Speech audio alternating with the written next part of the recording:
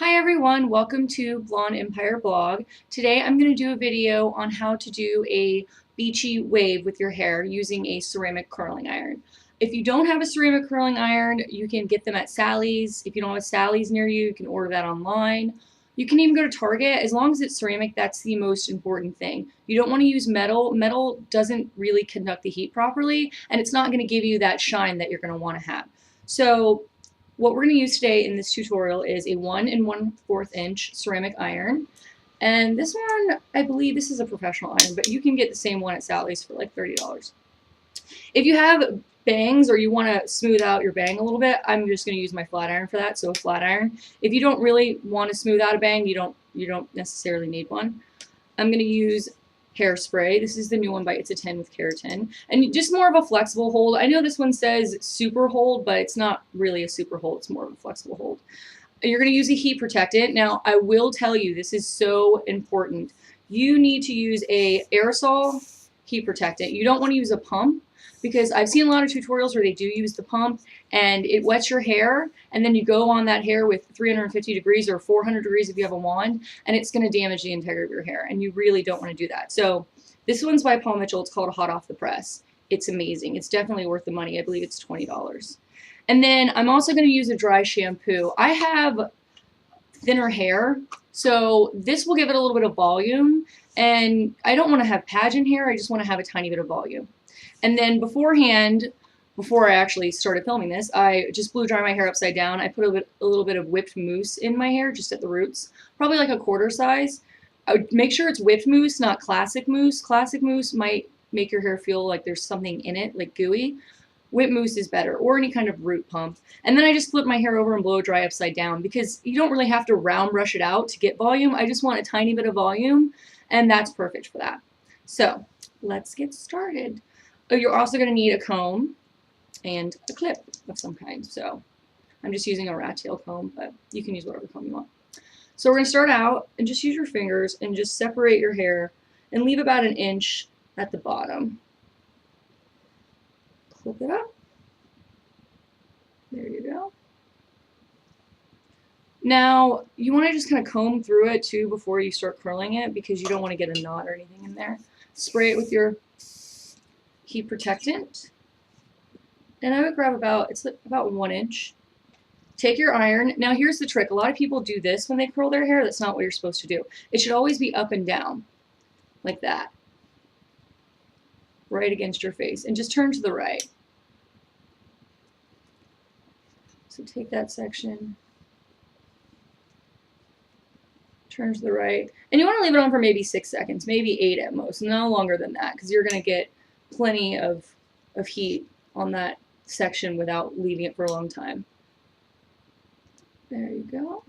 And I go over mine a few times just because if I feel like I don't really like the way the curl's falling, I'll just kind of go over it and get that end piece. There you go.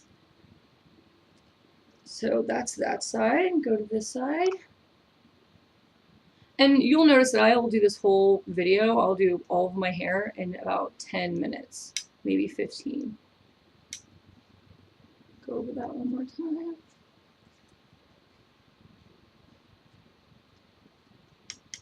And what you're doing is you're just grabbing it right in the middle, turning it to the right. Just always turn it to the right. And keep going, and then loosen. If you have a hard time with this thing, this whole clamp thing, you can just do this and pull around. You might want to get a heat protectant glove. They have them at Sally's because that when you're holding the end, sometimes you will nip your hand a little bit and burn it. And you don't want to do that. Okay, so now I'm done with that section. A little bit of hairspray. I'm just going to put a little bit of dry shampoo right at my root. And that's just going to make sure it gives it a little bit of volume. And we're going to go down to our second section.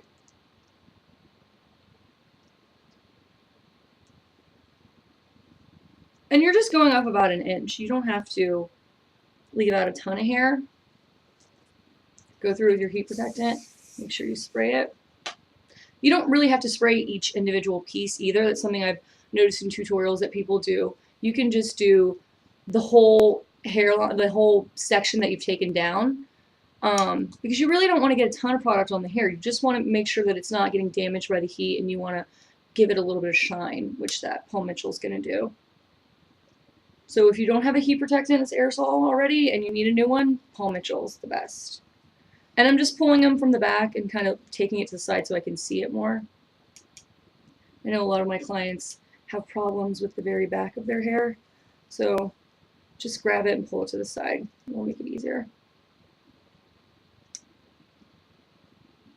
And this is a much better alternative than curling your hair with a flat iron, because you will have that blunt edge. And imagine heat and turning it like that, it's not good. You will end up damaging your hair. Maybe not the first time, but I've seen a lot of breakage from that. So I'm just turning it to the right, pulling it down, I'll go over it one more time. And I have my curling irons on the highest heat level because I'm not really leaving it on very long.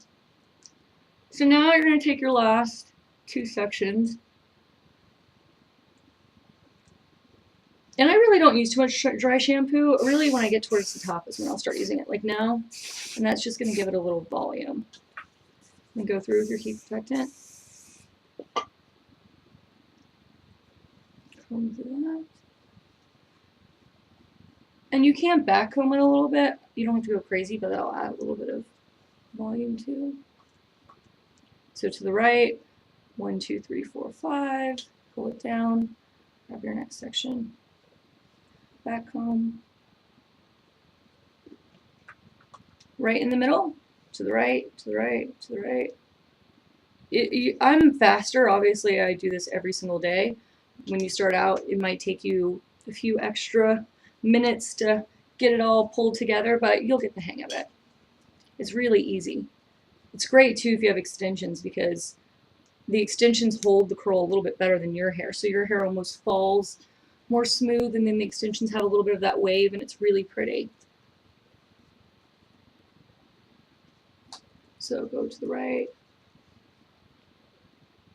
Now, when I get to this side of my face, this other side of my face that I'm working on now, the way I part my hair, and I'll show you in just a few minutes. I'm just going to go ahead and leave this for now. I part my hair, well, slightly off center. So this side has less hair on it than this side does. So I'm going to do some different tricks on this side to make it look fuller, and that way it all goes together. But first I'm going to start off with this side. So just go ahead and spray your dry shampoo in the roots.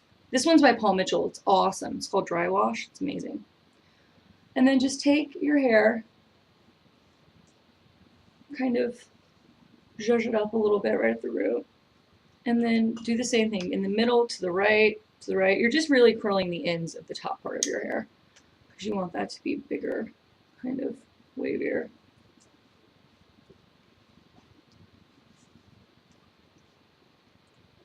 Now, with my bang, there's two ways you can go about this. If you want to curl your bang, you can curl your bang.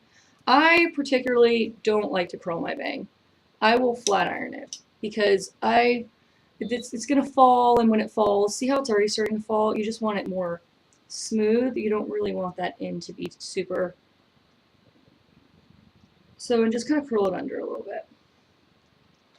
And it gives it that nice, you can go ahead and spray that side. Okay, now we're going to go to this side. So starting out, I'm going to do this back part. I'm going to spray it with a little dry shampoo. I'm being very gentle too when I'm just kind of back combing. I'm not really getting in there and creating any damage. So this one, you're going to go same thing in the middle to the right. Now, since this side has less hair, I'm going to pull it up, spray the dry shampoo. And then instead of doing what I've been doing where I grab it in the middle and turn to the right, I'm going to go the other way. So you go in the other direction, just away from your face, like that kind of. If you are having a hard time with it, again, you know, you can always do the thing where you just kind of pull it back. I find it's easier to do it this way. And that way it just kind of gives it a little more, it looks like there's a little bit more hair on that side because it's going back and it's got some movement. So then at the very end, you're just going to go and spray it with your hairspray. Fluff it up. And then you have those big waves. And throughout the day, they'll fall and get a little bit larger, but ideally you want them to start out more like this. So by the time you do get through your day, your hair has fallen perfectly. Okay, I hope everyone found that informative. If you're one of my clients watching this video, I hope that it helps you out at home. I know a lot of you have said that even though I tell you the techniques while you're in the salon, when you get home, sometimes you forget a certain thing. Maybe you forget to put dry shampoo in or what have you. So now you can come watch the video and have everything you need.